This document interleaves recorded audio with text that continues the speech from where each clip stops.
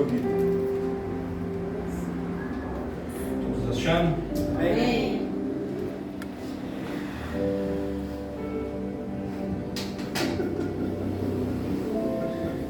Vamos lá. Efésios capítulo 4, versículo de número 11 diz assim: E ele mesmo concedeu uns para apóstolos, outros para profeta, outros para evangelista e outros para pastores e mestres, com vista ao aperfeiçoamento dos santos, para o desempenho do serviço, para a edificação do corpo de Cristo, para que todos cheguemos à unidade da fé e do pleno conhecimento do Filho de Deus, ao estado da pessoa madura, à medida da estatura e plenitude de Cristo, para que não mais sejamos como crianças arrastados pelas ondas e levados de um lado para o outro por qualquer vento de doutrina, pela artimanha das pessoas, pelas astúcias com que induzem ao erro, mas seguindo a verdade em amor, cresçamos em tudo naquele que é o cabeça, Cristo. Esta é uma palavra pastoral. Talvez você vá falar: eu não sou pastor, ou não tenho. Deixa eu tirar o óculos aqui, fica melhor. Não tenho o chamado pastoral, então essa palavra não é para mim. Trago como sugestão aqui nesta noite a responsabilidade do pastoreio. Talvez se você não entenda que você não tenha um chamado, mas que você possa entender qual é a responsabilidade de ser um pastor. Talvez você, entendendo o que é ser um pastor, você consiga ajudar o seu pastor a conduzir a igreja. Porque a Bíblia ela deixa bem clara no versículo de número 11, Paulo escrevendo aos Efésios, ele disse que Deus estabeleceu. Essa versão diz que ele mesmo concedeu a uns, não a todos. E nós vemos que isso é um privilégio. É um privilégio ter um chamado ministerial. Não é a pessoa que olha para outra e fala assim: você vai ser pastor na minha igreja, ou você vai ser pastor de uma congregação. É Deus quem chama. Então Deus, ele concedeu a uns profetas, apóstolos, evangelistas, mestres. E dentre os 5 ministérios que Deus estabeleceu para liderar a sua igreja, ele concedeu o pastor. Uma coisa que você observa no texto, que ele mesmo concedeu uns para apóstolos, outros para profetas, que você não tem uma escada, você não tem uma promoção como uma empresa. O que Paulo está dizendo é que um vai ser apóstolo, um vai ser evangelista, um vai ser pastor, um vai ser mestre, cada um contribuindo para o reino. Claro que a gente não está aqui criticando, nem falando sobre a questão hierárquica que as igrejas estabelecem. Cada um tem a sua visão, cada um tem a sua missão. Mas a Bíblia ela deixa bem claro que Deus separou uns, não são todos. O que a gente vê aqui no texto é que Deus primeiramente deu Cristo à igreja, para ser cabeça da igreja. Em seguida deu o Espírito Santo para que redimisse a igreja. Executamos a missão de Cristo na igreja. Além disso, por meio do Espírito Santo, concede dons aos homens. E finalmente o Espírito Santo dá homens dotados à igreja. Observe que a igreja de Cristo não é uma bagunça. A igreja de Cristo não é algo que a gente possa fazer de qualquer jeito. Existe uma organização e existe uma forma, uma missão. A gente não chega aqui na igreja local e faz o que a gente quer.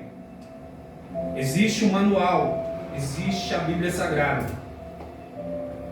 Mas o texto também diz que o alvo é que a igreja possa crescer espiritualmente, a fim de finalmente atingir a plenitude de Cristo. Sua completa estatura é a plenitude do próprio Deus. Existe uma missão, existe um objetivo, para que toda a igreja cresça em conhecimento, em fortalecimento espiritual. Para quê? Para atingir a plenitude de Cristo.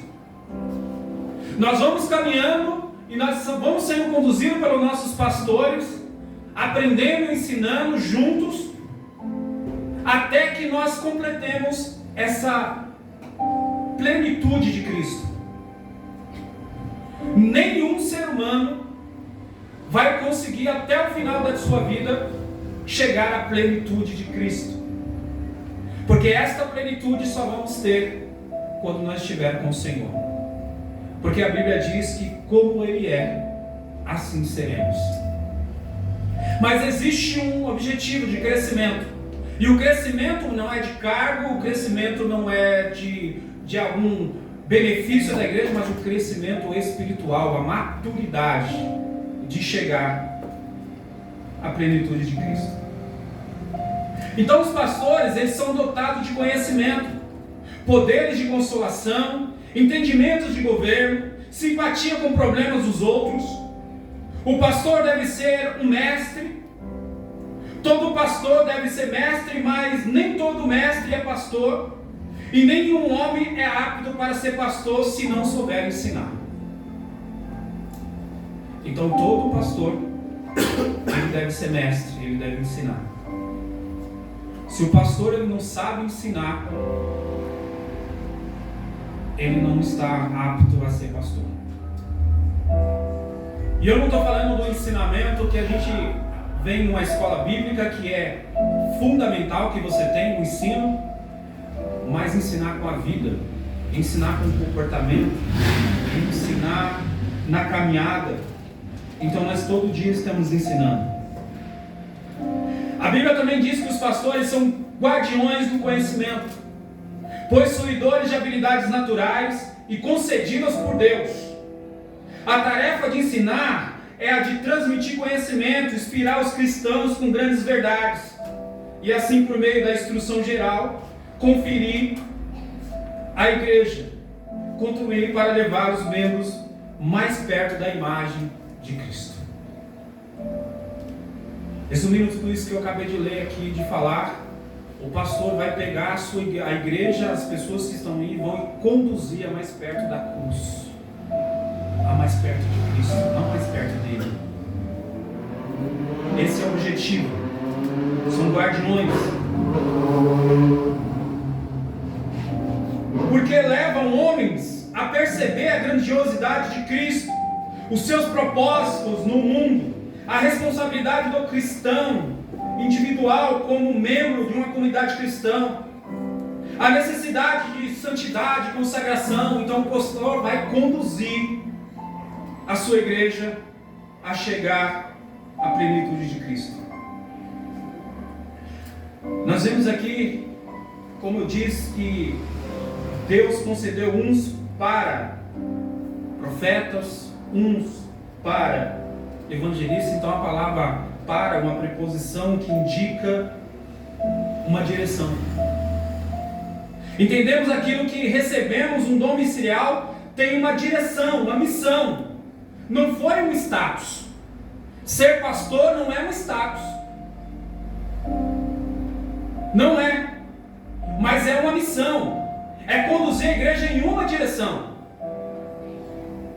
Por isso, nessa breve introdução eu quero falar qual é a função de um dom ministerial. Quero falar sobre qual é a responsabilidade de um ministro do Evangelho. Entre muitas dessas responsabilidades e métodos, quero falar somente de duas: a de cuidar do rebanho de Deus e a de se preparar para cuidar, ou seja, aprender para ensinar. Como diz a palavra para, ela indica uma direção. Então, por que eu devo ensinar? O que Paulo está dizendo aqui na carta aos Efésios, no capítulo de número de número 4, e o que ele está dizendo? Ensinar para. A primeira coisa, aperfeiçoamento. A palavra é usada para indicar a correção de ossos partidos, a restauração de algo ao seu estado primitivo, completo, perfeito, totalmente adaptado. Significa restaurar, ajustar por meio de ordem, de reforma. Então esse aperfeiçoamento, ensinar para esse aperfeiçoamento, é fazer uma reforma mesmo. A pessoa, ela vem desse mundo tenebroso e ela vem com muitas feridas, vem de uma forma, e quando ela chega aqui, o pastor vai fazer essa reforma através do ensino. Ensinar para um único caminho, que é a perfeição, pois está segundo a própria definição, só pode aplicar ao Senhor Deus, pois somente Ele é perfeito. É a mensagem profundíssima do Evangelho, que é a mesma perfeição dada a Cristo. Então essa reforma vai conduzir a Cristo. O objetivo é Cristo, sempre foi Cristo, sempre foi a cruz. A missão é conduzir a Cristo. Então o único caminho, esse caminho de perfeição. Quando Jesus foi indagado, chamando de bom mestre, Jesus falou assim: só existe um que é bom, senão Deus. O que Jesus está dizendo é que Ele não é diferente de Deus, Ele é Deus, mas Ele está dizendo o seguinte, que existe um padrão de perfeição. E esse padrão de perfeição não é o pastor, não é o seu líder. Porque eu sou um ser humano como qualquer um de vocês. Talvez se você convivesse comigo no dia a dia, você vai perceber que eu sou igualzinho a vocês. Talvez eu erre em uma coisa, você acerte em outra, mas nós somos iguais. Mas quando nós estamos falando da palavra, a palavra é perfeita. Aleluia. A palavra, ela é a palavra que nos conduz à perfeição. Glória a Deus. Então o padrão de perfeição é Cristo. O padrão de perfeição é Deus. Então nós temos que ser conduzidos pelos nossos pastores, nossos líderes, para chegar à plenitude de Cristo, não do homem. Esse é o primeiro propósito de ensinar. O segundo propósito de ensinar é o desempenho do serviço. Porque sem o ensino, sem conduzir ao ensino, nós fazemos as coisas de qualquer jeito. Então, para que nós possamos cumprir cada ministério na igreja, para que nós possamos cumprir cada propósito, precisa-se do ensino. O pastor precisa dar uma direção. Lembra da palavra para? Eu estou cantando no louvor, para. Eu estou cuidando das crianças, para. Eu estou conduzindo a igreja, para. Eu estou fazendo o evangelismo, para. Tem que ter um norte, tem que ter uma missão. Senão não faz sentido. Aonde você quer chegar? O pastor, ele precisa ser claro para a igreja aonde você quer chegar. Tem um desenho da Walt Disney, Alice no País das Maravilhas, que tem algo interessante lá que nós aprendemos. Alice, ela se perde naquele encanto ali, e de repente ela chega em um lugar que tem duas ruas. E aí tem um coelhinho, ela pergunta: aonde essa rua vai dar? O coelhinho volta a perguntar: aonde você quer chegar? Ela falou: eu não sei. Falou: então qualquer caminho serve. Se você não sabe onde você quer chegar, qualquer caminho serve. Então precisa ter uma direção. Desempenho do serviço. Os dons ministeriais são dados com a finalidade de aperfeiçoamento dos santos, possibilitando o funcionamento do ministério da igreja. Pois homens, uma vez aperfeiçoados em Cristo, certamente se unirão em torno dele, uns com os outros, na mesma atitude, buscando os mesmos alvos. Por servir outros dessa maneira é servir a Cristo. Se a gente estamos no mesmo propósito, e o nosso propósito é chegar a Cristo, Se o nosso propósito é chegar ao aperfeiçoamento de Cristo, à plenitude de Cristo, então nós trabalhamos uns com os outros, nós fazemos um para os outros, nós ajudamos uns aos outros. Porque em Mateus capítulo de 25, a partir do versículo de número 35 diz: pois tive fome, e vocês me deram de comer, tive sede, e me convidaram para a sua casa, estava nu, e me vestiram, estava doente, e cuidaram de mim, estava na prisão, e me visitaram. Observe que esse texto, ele te dá alguns serviços que a igreja tem. Tive fome e vocês me deram de comer. Ou a igreja nunca doa uma cesta básica. A igreja nunca se deparou com uma pessoa ou uma família que está passando por uma necessidade, faltando um alimento básico. Mas como vai conduzir isso? Até porque tem que deixar claro que a igreja não é uma ONG, e a responsabilidade não é da igreja, mas da sociedade, dos governantes. Mas se tem alguém que tem que tomar a frente para resolver essa situação, é a igreja. Não é responsabilidade da igreja, mas se tem alguém que tem que tomar a atitude de levantar para fazer, é a igreja. O texto também diz: tive sede e me convidaram para a sua casa, estava nu e me vestiram. Ou se a gente nunca fez nenhuma doação de roupas. Estava doente e cuidaram de mim. Ou ninguém fica doente na igreja e nós nunca visitou. Estava na prisão e me visitaram. Observe que são situações que acontecemos na igreja, mas a grande questão é como nós vamos fazer isso. Como nós como igreja vamos se organizar para fazer isso? Então o ensino para o desempenho do serviço tem que vir do pastor. Ora, os dons ministeriais espirituais têm por fito promover o crescimento, o bem-estar e a edificação, ou seja, o progresso, o desenvolvimento contínuo da igreja.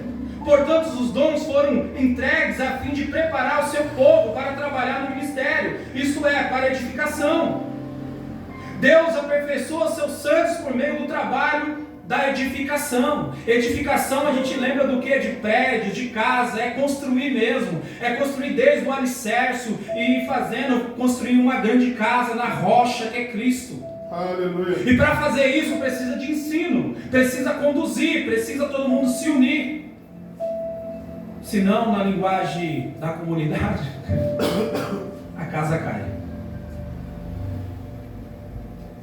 Ensinar para a transformação.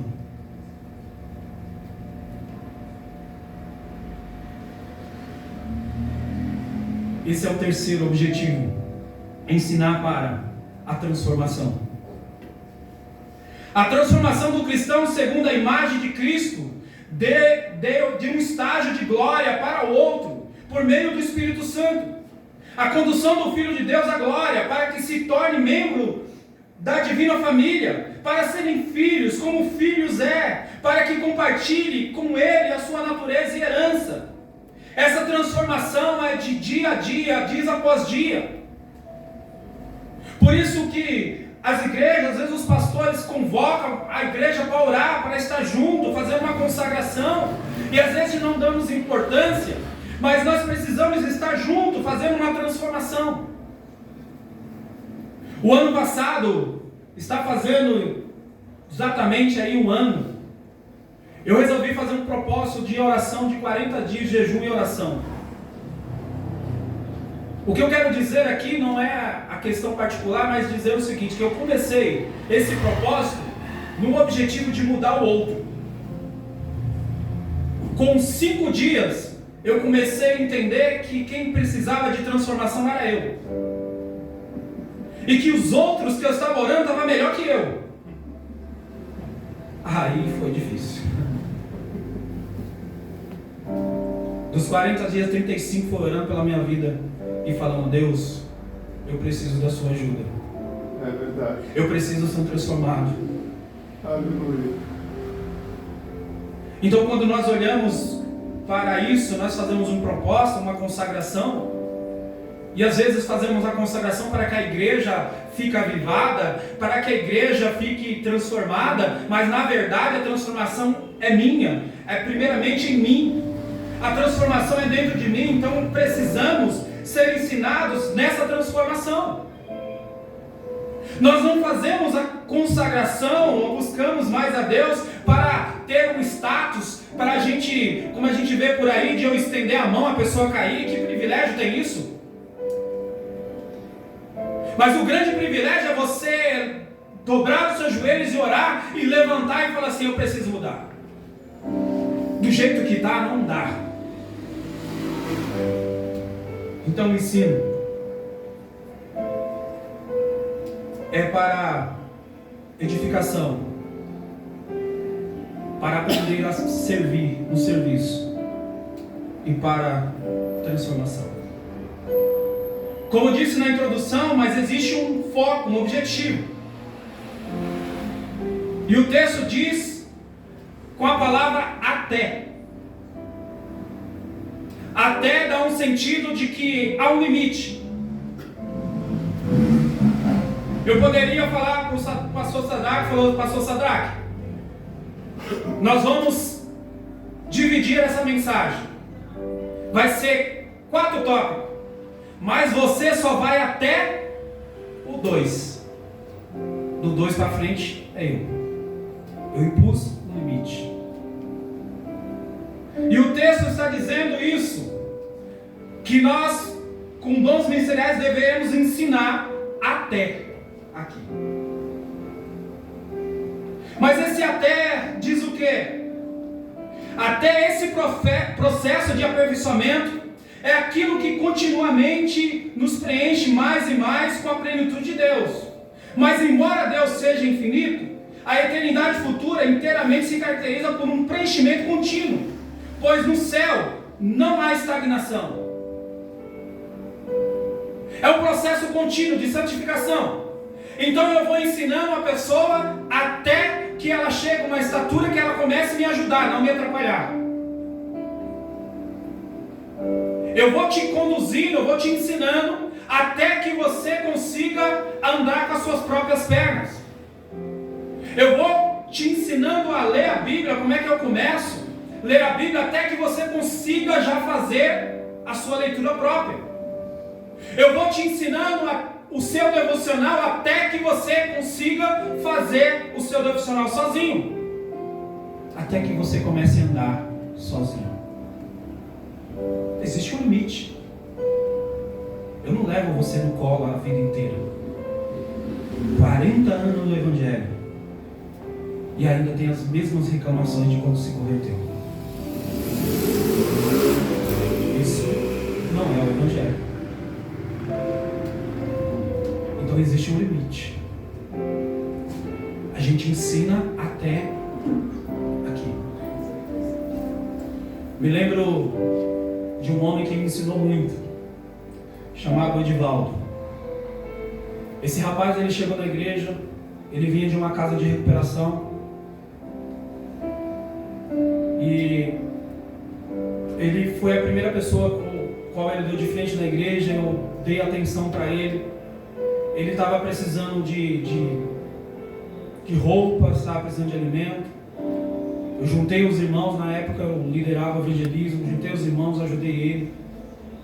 Passou 15 dias, ele veio de novo pedindo uma cesta básica, até um irmão muito querido que nos ajudava bastante falou: mas ele já comeu essa comida toda? Eu falei: irmão, o nosso papel não é reclamar, mas a gente não sabe o tamanho da fome dele. E a gente arrumou mais, e ali eu fui caminhando com ele. E um dia, ele vendendo o sorvete dele, eu encontrei ele na marcha para Jesus. Eu fui bem sincero com ele. Eu falei assim: irmão, eu vou te ajudar até que você se fortaleça e você venha me ajudar, porque tem um monte de gente na mesma situação que você e eu preciso da sua ajuda. Ele falou assim: pode deixar. 2 semanas depois, ele chegou com um rapaz chamado Marcelo, que vinha da casa de recuperação também. Ele me apresentou esse Marcelo tremia de abstinência do álcool. Ele começou a conduzir esse rapaz à igreja. Esse rapaz foi se fortalecendo, foi ficando em pé. Ele chegou ao ponto de... Você já viu vendedor de sorvete, dois vender do mesmo lado, um do outro? Ninguém vende, porque um toma o cliente do outro. Pois o Edivaldo vendia junto com ele. E quando o cara vinha comprar o sorvete dele, ele falava assim, não, compra o dele. Ele vendia todo o sorvete do Marcelo, para depois começar a vender o dele. Resumindo a história, esse rapaz ele conseguiu vender um sorvete, depois veio o frio, começou a vender mandioca, conseguiu juntar um dinheirinho, ele conseguiu alugar uma casa. Nós do evangelismo conseguimos mobiliar a casa dele, e ele sempre conduzindo esse Marcelo. Esse Marcelo conseguiu a casa primeiro que ele ajudou o Marcelo a mobiliar a casa. Um certo dia eu recebi uma notícia de que ele fazia 4 dias que ele não aparecia. Eu rapidamente, ele morava perto da minha casa, fui na casa dele. Quando eu cheguei lá, ele estava morto. Tinha 4 dias que ele tinha falecido. Ele estava em estado de decomposição. Eu ajudei até o ML retirar o corpo dele ali. Eu e minha esposa limpando a casa. E quando eu olhei aquela casa toda humilhada, era o sonho dele de viver. Mas ele deixou um legado que eu nunca vou esquecer. O Marcelo está recuperado. O Marcelo está trabalhando. Aleluia. E o Marcelo está em pé até hoje. Glória a Deus. Aleluia. Deus, aleluia. Mas a gente conduz até que você consiga ficar de pé. Porque imagine se o pastor Sadraque tivesse que colocar todos vocês no colo e carregar. Um dia talvez ele, com esses braços grandes, ele possa conduzir você. 2 dias ele já vai cansar. 3 dias ele vai estar mais cansado ainda. Imagine todo esse tempo conduzindo você, falando as mesmas coisas, repetindo as mesmas coisas. E você fazendo as mesmas coisas. Você não evoluindo. Você não crescendo. E ele começa a se estressar. Ele começa a pensar, será que eu estou fazendo tudo errado? A gente precisa virar a chave. Porque os pastores precisam da sua ajuda. Ele precisa conduzir uma igreja, tem um dom, tem... O peso é grande, mas ele deu a igreja para ajudá-lo. E quando a igreja ajuda, o peso não é. O fardo é leve.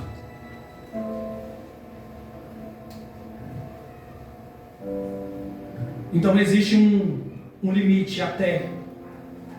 Mas esse até também tem que todos.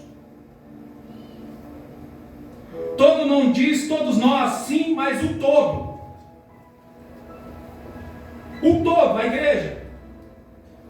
Devemos observar que os cristãos individuais isolados não poderão obter elevadíssimo alvo aqui apresentado.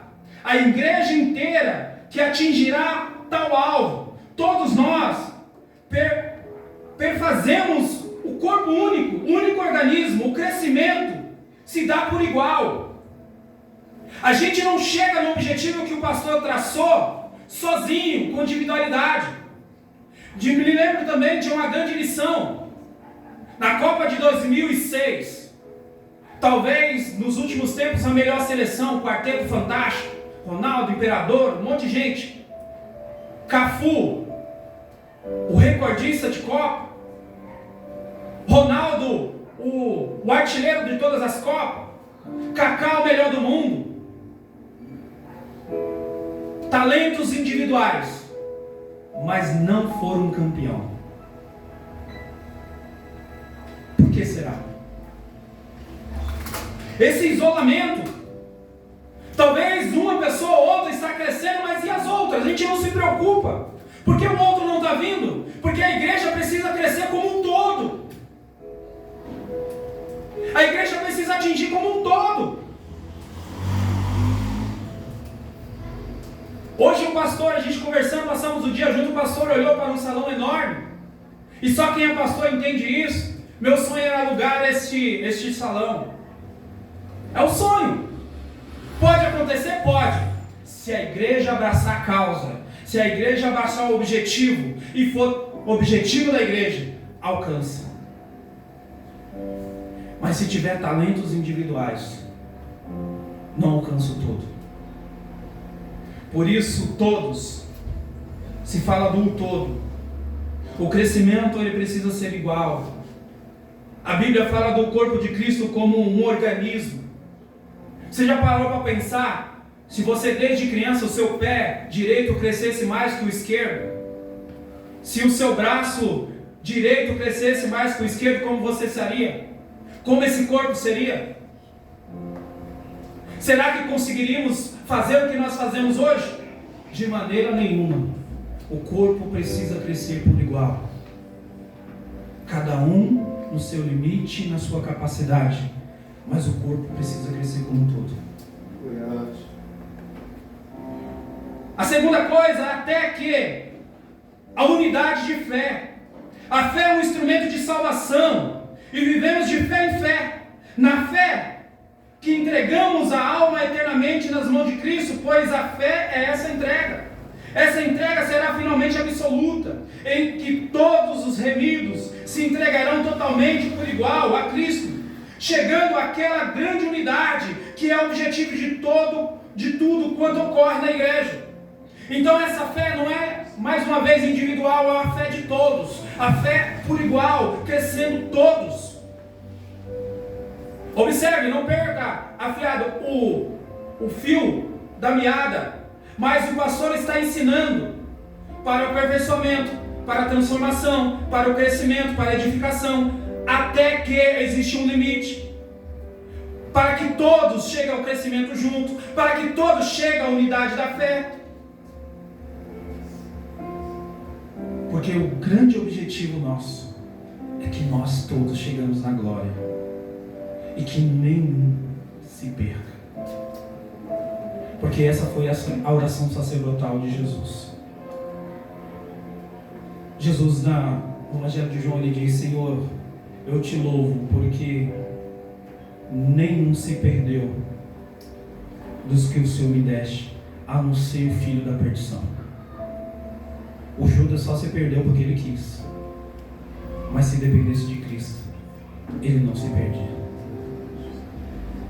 E nós, como os pastores, nós temos esse objetivo: que nenhum de vocês se perca. Quando vocês se perdem, nós choramos, nós entramos em desespero.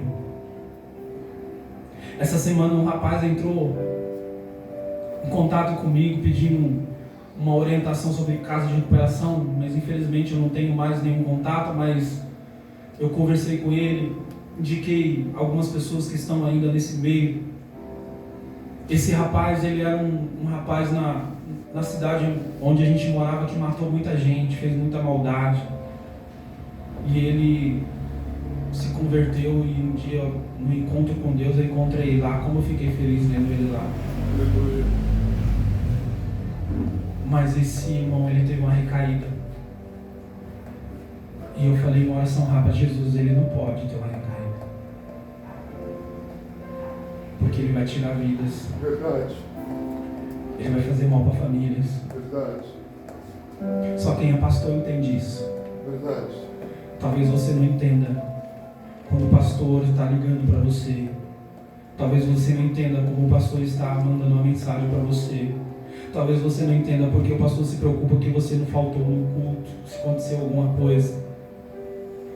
Porque a nossa vontade é que ninguém se perca. Aleluia. A fé requer a crença correta, bem como a formulação intelectuais correta e não errônea sobre o Evangelho. A heresia foi e é um perigo constante para a igreja. Então, o texto diz para que ninguém se perca nos ventos de doutrina, para que você não se perca. Tome cuidado com as heresias, Tome cuidado com os ensinamentos falsos. Tome cuidado com isso. Porque isso você pode se frustrar. Por isso você pode se perder. Porque até que todos chegam. O terceiro, o pleno conhecimento. Recebe tal conhecimento. Você conhece experimentar o Filho de Deus. Essa palavra indica conhecimento intelectual, mas não somente isso, significa conhecimento experimental da alma, mediante a comunhão com o Filho de Deus. Esse conhecimento, pois é de natureza mística, pois tal conhecimento nos chega pela iluminação, transformação, operadas pelo Espírito Santo de Deus. Além disso, leva-nos a conhecer o próprio Deus. A orientação de Paulo é que possamos conhecer o amor de Cristo, e nesse amor se encerrar o conhecimento de tudo quanto o amor de Cristo está fazendo por nós e em nós. Conhecer é amar, pois o amor é a fonte originária de todos e as bênçãos espirituais. Aleluia. Que nós devemos amar porque Deus é amor. Esse é o conhecimento, não só intelectual, de você interpretar um texto corretamente, de você fazer uma leitura, porque eu entendo que tem pessoas que têm a sua dificuldade numa questão de leitura, mas você pode dobrar o seu joelho e ter uma experiência com Deus, uma experiência. Você crê naquele que está falando das tribunas, do seu pastor. Eu aprendi na minha caminhada ouvir a voz do meu pastor, porque ele é um profeta de Deus. E vou falar uma coisa para você, nunca deu errado. Eu sempre ouvi meu pastor Ivan. Aliás, o dia que eu não ouvi, que eu me rebelei contra eles, deu tudo errado. Saí da igreja, fui para outra igreja, fiquei 3 meses fora. Minha vida virou de ponta cabeça. Mas eu aprendi. E um dia meu pastor pregando na igreja. Ele pregou como se fosse hoje, eu lembrei, faz 1 ano. Deus vai fazer de novo. Deus vai fazer de novo. Eu entendi que aquela palavra era para mim, mas eu não sabia o que era. Passou pouco tempo, eu recebi uma proposta de emprego depois de 4 anos desempregado. Quando eu entrei naquela empresa onde estou hoje, eu olhei assim, falei, aqui, se Deus usou o meu pastor para falar que Deus vai fazer de novo, Ele vai fazer. Mas eu fiz a minha parte, eu trabalhei. Um dia eu encontrei um rapaz da outra empresa que trabalha lá também. A gente foi para o setor onde eu estou hoje. Ele começou a contar o testemunho dele, que ele foi para a Bahia, que ele viu uma empresa e ele queria entrar lá, ele desempregado também. Um dia ele, no ato de desespero, pegou a moto dele, parou na frente da empresa, dobrou o seu joelho e fez uma oração. Ele fez uma oração: Senhor, eu preciso de um emprego e aqui tem uma empresa. Eu não sei como é que o Senhor vai fazer, mas eu preciso de um emprego. E ele contando um testemunho ali para mim naquele setor. E ele conseguiu um emprego, entrar na empresa. Ficou um tempo, depois veio embora para São Paulo. Quando ele terminou de falar, eu falei, eu entendi. Eu olhei para ele e falei assim, vamos fazer uma oração? Aleluia. Eu falei, vamos. Ele falou, vamos. Eu falei, Senhor, o Senhor é dono dessa empresa. Eu sei qual o propósito que o Senhor está aqui. A vaga é tua, a empresa é tua. E o Senhor sabe das minhas condições. Eu acho que a oração durou menos que a oração de Elias. Passou pouco tempo. O supervisor, que nunca me viu, começou a olhar para mim e falou, eu quero esse cara no meu setor. Nunca conheci. Eu fui efetivado. Aleluia. Não estou aqui falando de méritos da minha pessoa, mas eu estou falando de experiência, de experimentar Deus. Não é colocar Deus à prova. Ó, provai e vede que o Senhor é bom. disso que eu estou falando. É conhecer. Porque quando a pessoa falar alguma coisa para você, de uma heresia, de alguma coisa, você vai falar assim: não, o Deus que eu conheço não faz isso. O Deus que eu conheço não me engana. O Deus que eu conheço não me promete essas coisas. De quando você estiver numa dificuldade, que as pessoas falarem alguma coisa para você, você vai falar assim: são circunstâncias da vida. Todo mundo passa, mas Deus passa comigo. Porque você conhece a Bíblia e ela disse: quando passares pelas águas, elas não se submergirão. Não está dizendo que você não vai passar, está dizendo que em algum momento você vai passar, mas elas não vão te tragar. Quando passares pelo fogo, eles não te queimarão. Não está dizendo que você vai ter momentos de você passar por fogo. Você vai passar, mas eles não vão te atingir. Glória a Deus, aleluia. Glória a Deus. Porque você conhece Deus e você conhece a caminhada. Para que eu ensino? Para que você chegue à perfeita maturidade. As mulheres vão dar risada agora, né? Fala a verdade, a mulher ama um homem maduro, né? Um homem que chega à maturidade, que te dá segurança. Os grandes, a gente orou aqui por exemplo, mas os grandes problemas de casamento é a imaturidade. Falando dos homens aqui, mas também às vezes das mulheres também. Mas normalmente é os homens. Às vezes os homens estão mais preocupados com o videogame do que com as coisas básicas de casa. Tem alguém rindo aí, eu acho que Deus está revelando.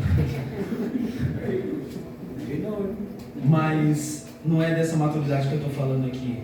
É bom que você chegue nessa maturidade, mas é a perfeita maturidade do corpo humano que cresce desde a infância até atingir a idade adulta, que você começa a ter atitudes adultas de cristão, sem mimimi. Aconteceu, o que a gente pode fazer daqui para frente? Maturidade. Os cristãos imaturos são como crianças espirituais na igreja, em seu programa geral de edificação. Produzir a maturidade e a perfeição do seio da igreja. Cada cristão será um exemplar do que Cristo é, porquanto somos Cristo em formação. E se somos Cristo em formação, a gente tem que buscar a maturidade. A gente tem que ser homens maduros, mulheres maduras de Deus. A gente somos Cristo em formação. Lembre-se do objetivo: chegar à plenitude de Cristo. Quantos aqui já leram Jesus fazendo mimimi? Não tem, né? Então por que você fica com mimimi no seu dia a dia, na igreja? Pastor, me visitou. Você já contou quantos membros tem na igreja? Você já viu a vida do pastor? Ele trabalha no trabalho secular, cuida da igreja. Se você for somar os membros que tem na igreja, não dá tempo. Então seja coerente. Seja maduro, passe pelas dificuldades, mas não jogue a culpa no seu pastor. Eu compreendo que às vezes nós somos negligentes em algumas situações e nós precisamos corrigir. Mas o fato de você passar por uma dificuldade não tem nada a ver com o seu pastor. Porque o seu pastor passa por dificuldades também. Também iremos avançando no campo das virtudes positivas de Deus em seus atributos, na participação de uma forma de vida. Esse é o próprio significado da vida, pois a vida vem de Deus, está em Deus e se volta para Deus. Observe que a vida vem de Deus. Deus soprou um fôlego de vida no homem. A vida está em Deus. Quem sustenta a vida é Deus. Nós estamos vivos por causa de Deus. E quando essa vida terminar, ela volta para Deus. Então tudo é Deus. Tudo está nele. Então nós precisamos ter essa maturidade. Por que nós precisamos ter essa maturidade? Para que nós não ficamos agitados e levados. Paulo indica a incapacidade de receber ensinos superiores, como criancinhas que não podem comer carne.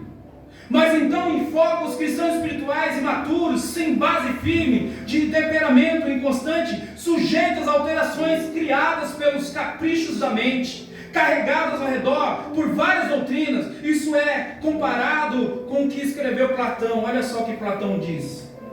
Platão pergunta para Sócrates: em um navio, se um homem tem poder de fazer o que quiser, mas não tiver a habilidade da navegação, percebe-se que o que sucederá a ele e aos demais marinheiros?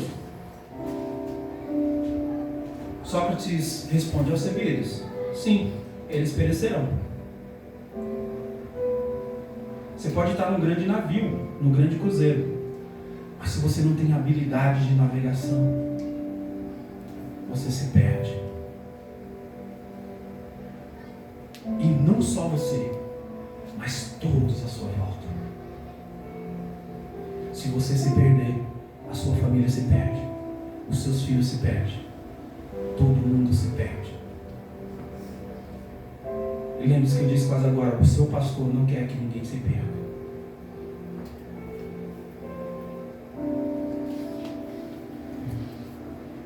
Então nós temos que tomar cuidado pelas artimanhas dos homens. Os falsos mestres são habilidosos a convencer os homens de suas doutrinas, enganando e sendo enganados, para detrimento tanto deles mesmos como daqueles que lhe dão ouvidos.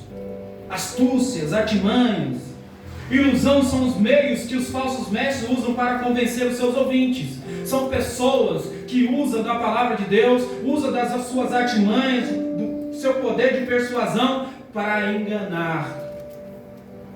E quando você cai nessa lábia, você se perde. Para que eu ensino? Já parto para o final.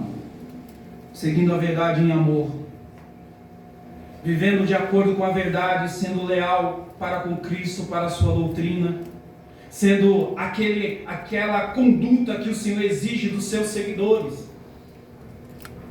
Não é uma conduta que o pastor exige de você, mas uma conduta que Cristo exige de você, que a palavra exige de você. Pascal diz assim, se todos os homens soubessem o que cada qual diz dos outros, não haveria nem 4 amigos no mundo. Talvez ele tenha exagerado um pouco, mas salientou uma grande verdade ao assim escrever: aquilo que fazemos em segredo e dizemos dos outros em segredo dificilmente se combina com a impressão que gostaríamos de dar publicamente. Se nós lemos essa frase, se nós escutássemos o que as pessoas dizem uns dos outros, nós não haveria pelo menos 4 amigos. Mas essas pessoas que estão dizendo pode ser você, pode ser eu. E o que você diz em particular não combina com o que você quer que você seja publicamente. Então não seja uma pessoa de 2 palavras. O que é, o que não é, não é. Se você falou, falou. Se você não falou, você não falou. Sim, sim, não, não. Não seja dúbio.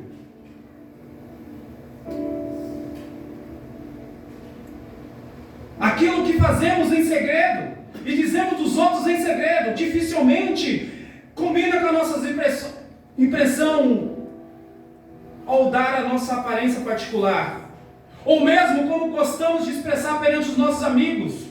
Sabe o que isso se chama? O seu caráter. A primeira coisa que Deus muda quando nós nos convertemos é o nosso caráter. E a melhor definição de caráter que eu encontrei foi: caráter é aquilo que você faz quando ninguém está vendo. Uma das coisas que mais se pega no nosso dia a dia, no nosso meio: traição entre casais. Você já observou que a traição ela nunca é feita cara a cara? O João está casado com a Maria, e aí o João manda uma mensagem para a Joana, mas só que a Maria não sabe, porque ele esconde. Caráter é aquilo que você faz quando ninguém está vendo.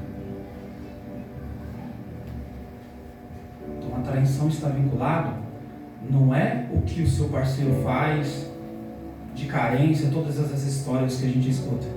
Está vinculado ao seu caráter. Porque você pode estar carente, você pode estar fazendo o que você quiser, mas se você tem caráter, você não faz. Um relacionamento só começa quando se termina o outro. E como nós falamos aqui, casamento é até que a morte os separe. E hoje se vende muito nas redes sociais. Não está bem? Não está dando certo? Procure um outro. Então toma cuidado com o seu caráter. A vida inteira vivida na atmosfera da verdade, seguindo na verdade, deve ser temperada pelo amor. O que é a grande motivação de qualquer vida piedosa. Toda verdadeira manifestação de amor que há neste mundo, seja nos cristãos, seja nos incrédulos, vem da parte do Espírito Santo de Deus, o qual exerce a influência universal sobre todos. Toda atitude de amor vem de Deus, independente da sua fé. Entenda isso. Parte de Deus.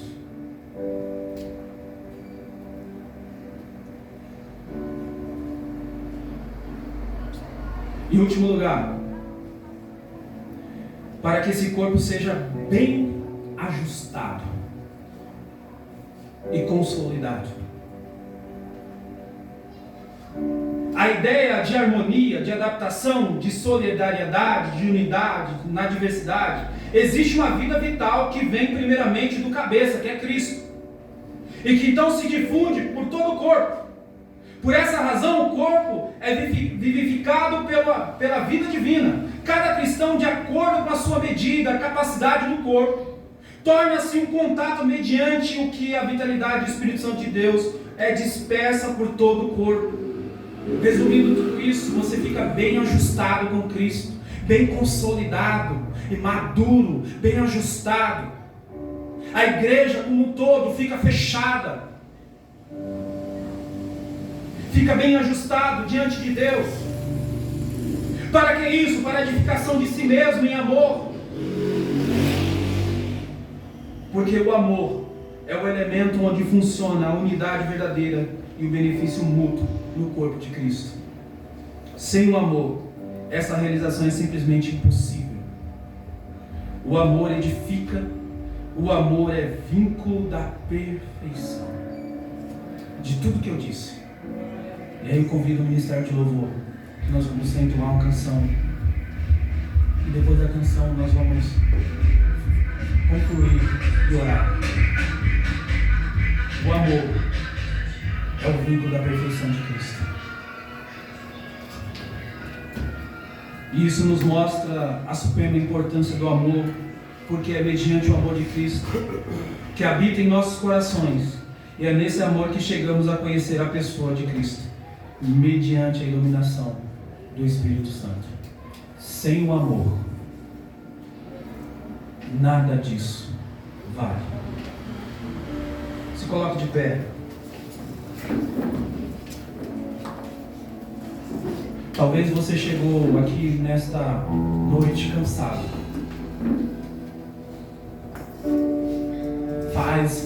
Faz. Não é reconhecido. Chegou aqui pensando em desistir. Chegou aqui pensando em parar. Mas de tudo que nós falamos aqui, talvez você não grava tudo. Mas presta atenção nessa letra, neste louvor, e abre o seu coração para ser transformado em amor em Cristo, para que o fardo do seu pastor fique mais leve.